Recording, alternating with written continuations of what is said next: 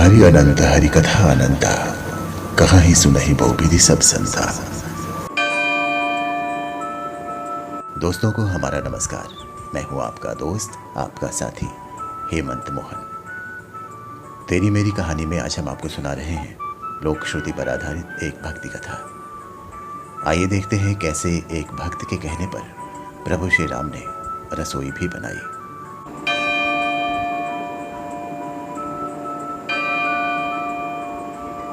बहुत साल पहले की बात है। एक आलसी लेकिन भोला भाला युवक था, आनंद।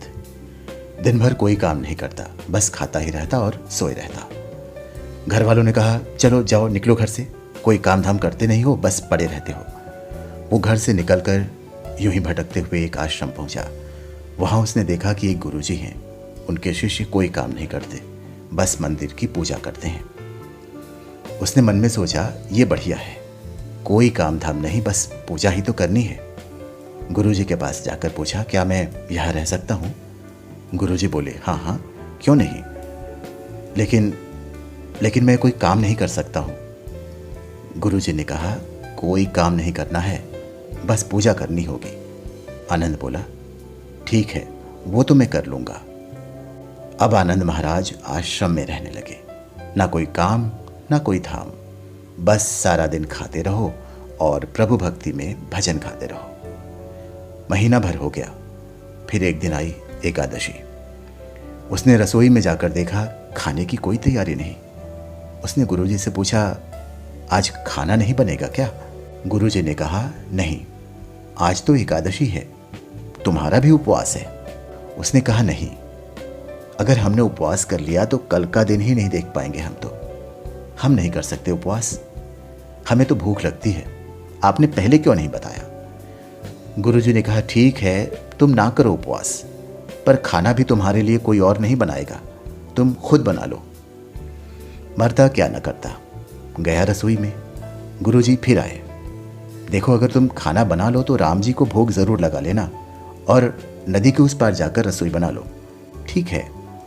लकड़ी, आटा, तेल, घी, सब्जी लेकर आनंद महाराज चले गए। जैसा तैसा खाना भी बनाया। खाने लगा तो याद आया, गुरुजी ने कहा था कि राम जी को भोग लगाना है।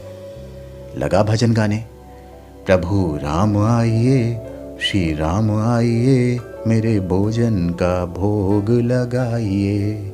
प्रभु राम आइए, श्री राम आइए, मेरे भोजन का भोग लगाइए। कोई ना आया तो बेचैन हो गया कि यहाँ तो भूख लग रही है और राम जी आ ही नहीं रहे।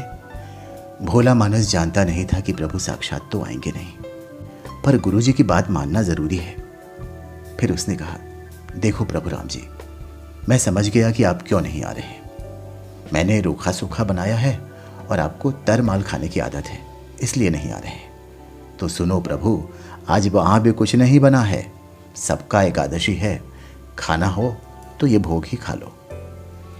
श्री राम अपने भक्त की सरलता पर बड़े मुस्कुराए और माता सीता के साथ प्रकट हो गए। भक्त असमंजस में, गुरुजी ने तो कहा था कि राम जी आएंगे, पर यहां तो माता सीता भी आई हैं और मैंने तो भोजन बस 2 लोगों का बनाया है। चलो कोई बात नहीं, आज इन्हें ही खिला देते हैं। आनंद बोला, प्रभु मैं भूखा रह गया, लेकिन मुझे आप दोनों को देखकर बड़ा अच्छा लग रहा है। लेकिन अगली एकादशी पर ऐसा ना करना, पहले बता देना कि कितने जन आ रहे हो, और हाँ, थोड़ा जल्दी आना। राम जी उसकी बात पर बड़े मुदित हुए, प्रसाद ग्रहण कर चले गए। अगली एकादशी तक ये भोला मानस सब भूल गया। उसे लगा प्रभु ऐसे ही आते होंगे और प्रसाद ग्रहण करते होंगे। फिर एकादशी आई। गुरुजी से कहा, मैं चला अपना खाना बनाने, पर गुरुजी थोड़ा ज्यादा अनाज लगेगा, वहां 2 लोग आते हैं। गुरुजी मुस्कुराए, भूख के मारे बावला है, ठीक है, ले जा और अनाज ले जा। अब की बार उसने 3 लोगों का खाना बनाया। फिर गुहार लगाई, प्रभु राम आइए, सीता राम आइए, मेरे भोजन का भोग लगाइए। प्रभु राम आइए, सीता राम आइए, मेरे भोजन का भोग लगाइए। प्रभु की महिमा भी निराली है। भक्त के साथ कौतुक करने में उन्हें भी बड़ा मज़ा आता है।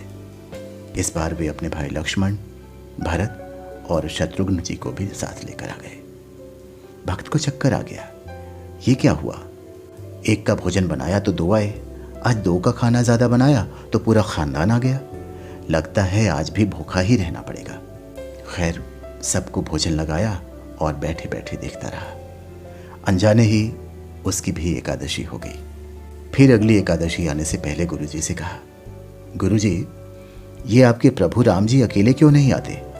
हर बार कितने सारे लोगों को लेके आ जाते हैं। इस बार अनाज ज़्यादा देना। गुरुजी को लगा कहीं ये अनाज बेचता तो नहीं, देखना पड़ेगा जाकर। भंडार में कहा, इसे जितना अनाज चाहिए दे दो, और छुपकर उसे देखने चल पड़े।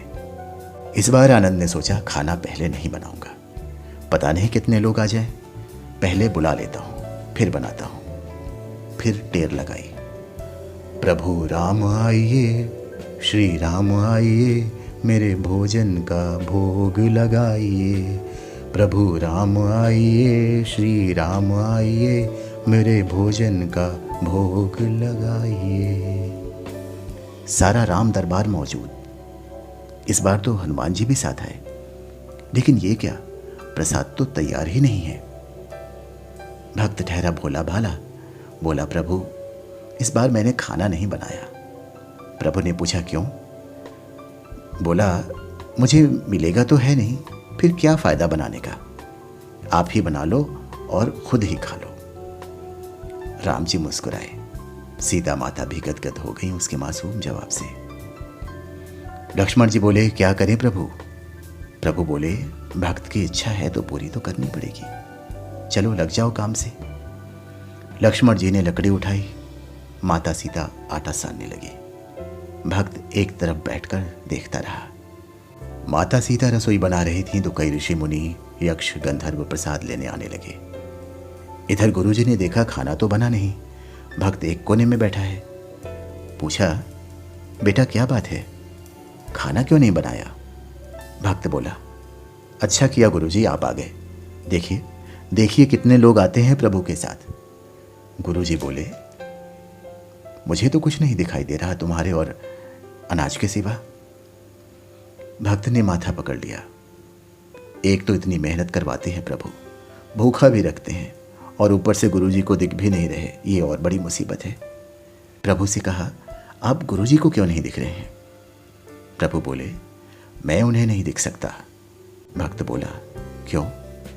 वे तो बड़े पंडित हैं, ज्ञानी हैं, विद्वान हैं, उन्हें तो बहुत कुछ आता है, उनको क्यों नहीं दिखते आप? प्रभु बोले, माना कि उनको सब आता है, पर वे सरल नहीं हैं तुम्हारी तरह, इसलिए उनको नहीं दिख सकता। आनंद ने गुरुजी से कहा, गुरुजी प्रभु कह रहे हैं आप सरल नहीं हैं, इसलिए आपको नहीं दिखेंगे। गुरुजी रोने लगे। वाकई मैंने सब कुछ पाया, पर सरलता नहीं पा सका तुम्हारी तरह, और प्रभु तो मन की सरलता से ही मिलते हैं। प्रभु प्रकट हो गए और गुरुजी को भी दर्शन दिए।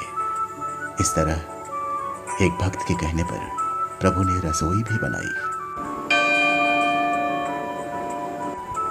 उम्मीद करता हूं दोस्तों कि जनश्रुति पर आधारित यह कथा आपको अच्छी लगी होगी। जल्द ही मुलाकात होगी कुछ और कहानियों के साथ। तब तक के लिए नमस्कार।